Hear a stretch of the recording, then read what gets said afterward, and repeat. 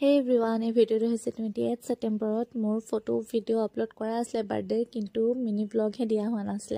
কাৰণ ভয়েস ওভাৰটো কৰাই হোৱা নাছিল পূজাৰ কাৰণে ইমান সাউন্ড আছিল ন সেইকাৰণে ডিস্টাৰ্ব পাই আছিল আজি ফাইনালি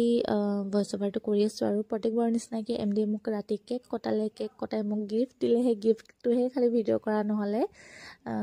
তাৰ পাছত এয়া নেক্সট ডে মোক নতুন ৰিজৰ্ট এখনত লৈ আহিছে একদম নতুনকৈ খুলিছে পূজাৰ টাইমত আৰু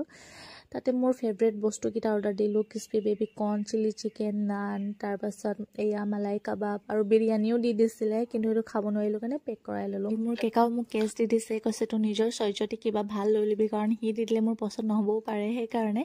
কাৰণ প্ৰত্যেকবাৰ বাৰ্থডে মানে মোৰ বিয়াৰ আগত ডাঙৰকৈ সেলিব্ৰেট কৰা হয় ঘৰত মানুহ আহে যিমানে মানে মই ডাঙৰ হৈ যাওঁ মাহেতৰ কাৰণে হৰুৱে হৈ আছিল সো এই কাৰণে আৰু এটা লাজু লাগে এটা এনেকে মোক ভাল লাগে এনেকে বাৰ্থডে সেলিব্ৰেট কৰি পেলাই ৰাতি কেক কাটি নেক্সট ডে উলাই গৈ নিজৰ ফেভাৰিট খানা খোৱা মুভি চোৱা এবাৰ খালি একো মুভি তেনেকুৱা নাছিলে কাৰণে চোৱা নহলে আৰু এমটিও মোক তেনেকে ফিল হ'ব নিদিয়ে যে মই ডাঙৰ হৈ আহিছো হে বাচ্চা নিচিনাই ট্ৰিট কৰে সো মোক বহুত ভাল লাগে সো এইটো পাৰফেক্ট বাৰ্থডে বুলি ক'ব পাৰি এতিয়া এনেকে ভাল লাগে সো খাই বৈ মিলি আমি ঘৰ গলো ভিডিওটো কেনেকৈ লাগিলে জনাব